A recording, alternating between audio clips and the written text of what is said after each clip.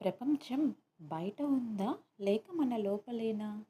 ఈ రహస్యాన్ని వేల ఏళ్ల క్రితమే చెప్పింది దక్షిణామూర్తి స్తోత్రంలోని మొదటి శ్లోకం.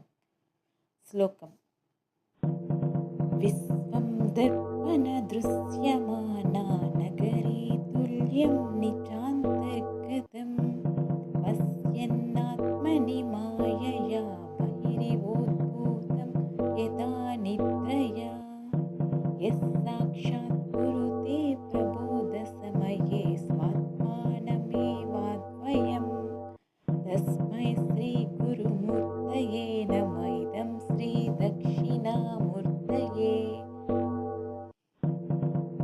ఈ శ్లోకం అసలు అర్థం తెలుసుకుంటే మీ ఆలోచన మొత్తం మారిపోతుంది. ఈ శ్లోకం అర్థం కావాలి అంటే ఫుల్ వీడియో లింక్ డిస్క్రిప్షన్లో ఉంది.